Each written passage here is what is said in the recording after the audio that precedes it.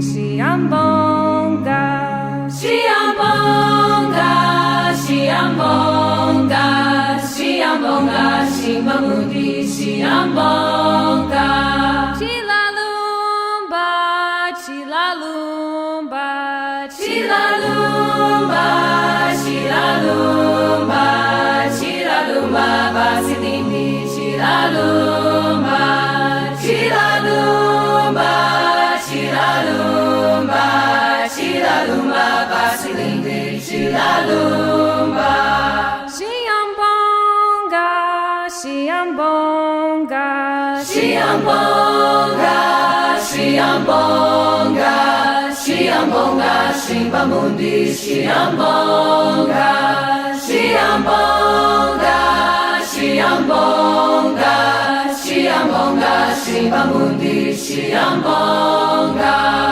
Chilalumba, Chilalumba, Chilalumba, Chilalumba, Chilalumba, Basilindi, Chilalumba, Chilalumba, Chilalumba, Chilalumba, Basilindi, Chilalumba, Siambonga, Siambonga, Siambonga, Simbamundi, Siambonga, Siambonga, Siambonga, Siambonga, Simbamundi, Siambonga.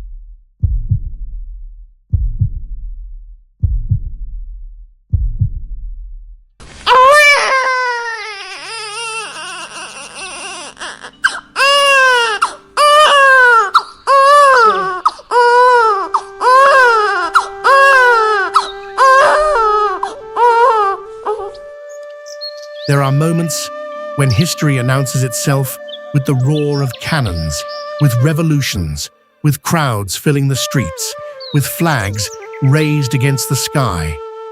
This is not one of those moments. This story begins with something much quieter, a child taking his first breath. The year, no one can say for certain. Some historians believe it was 1893. Others say perhaps 1894 or 1895. There was no birth certificate, no hospital record, no government clerk writing names into a leather-bound ledger. Among the Kikuyu of that generation, a child's arrival was remembered through family, community, and oral tradition rather than written civil registers. Even later in life, the man the world would know as Jomo Kenyatta did not consistently give a single birth date. And perhaps that is fitting, because some lives are too large to be confined to a single date. Long before maps called this place Kenya, long before passports, presidents, or political parties, there stood a mountain, silent, patient, unmoved, Mount Kenya. Its white peaks pierced the clouds. Its forests breathed with elephants, buffalo, leopards, and countless birds. Its rivers carried cold water into valleys where generations planted crops, raised families, buried their loved ones, and whispered prayers toward the heavens. To the Kikuyu, this mountain was never just a mountain. It was sacred, the dwelling place of Nai. When elders prayed, they turned their faces toward it. When children asked where blessings came from, they pointed to it. When life became difficult, they trusted it still stood there, watching, waiting. Remember that mountain, not because it will move, but because everyone else will. Imagine standing there now, bare feet on cool earth, morning dew clinging to your ankles, the scent of damp soil rising after the night's mist, smoke curling lazily through the thatched roofs of nearby homesteads. A rooster announces the day before the sun has fully climbed the horizon. Somewhere, a wooden pestle strikes grain. Goats begin calling. Children laugh before they've even finished waking. A grandmother hums a melody older than memory itself.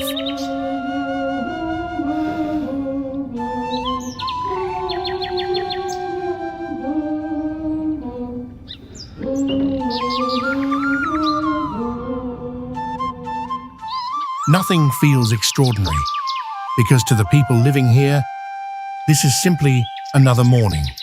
History almost always arrives, looking exactly like an ordinary day. If you had walked across this land that morning and asked, "Where is Kenya?" no one could have answered, not because they were lost, but because there was no Kenya, not yet.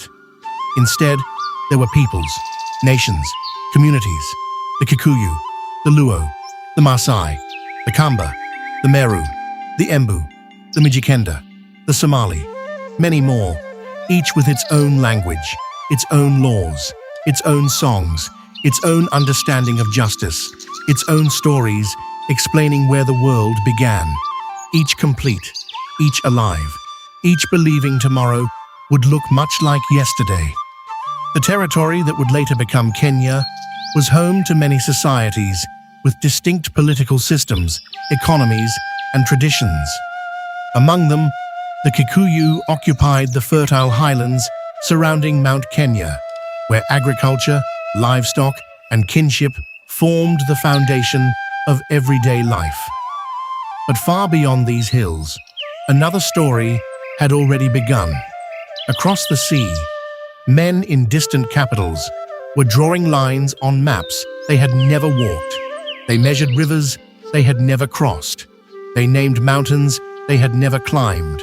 They divided lands whose languages they could not speak. Empires have always loved maps. Maps make the world appear simple. People never are. In 1895, Britain proclaimed the British East Africa Protectorate. Colonial administrators, missionaries, and engineers began expanding their presence, while the Uganda Railway pushed inland. These changes did not transform every rural village overnight, but they marked the beginning of a new era that would increasingly reshape lives across the region. No one in Uganda could yet see the full shape of that future, but history had already started walking toward them. And in one small homestead, beneath the gaze of Mount Kenya, a baby named Kamau opened his eyes. He did not know that one day his name would be spoken in prison cells, in colonial offices, in London's lecture halls, in freedom rallies, and finally, across an independent nation. For now, he was simply someone's son, someone's grandson, a little boy who had never seen the ocean, never heard a train, never imagined an empire. And that is where every great story should begin, not with power, but with innocence. In the next scene, we step inside Kamau's home. We'll meet the two people who gave him life, the community that shaped his earliest years, and discover why the first lessons he ever learned were never written in a book. They were written in soil. Before we continue this journey through the forgotten stories that shaped Africa, take a moment to become part of their preservation. If you believe these stories deserve to be remembered, like this video, subscribe to the channel, and share it with someone who loves history. Every subscription helps us uncover another forgotten chapter. Every like tells YouTube these stories matter, and every share ensures the voices of our ancestors continue to echo across generations. History survives because people choose to remember. Today, you can help keep that memory alive.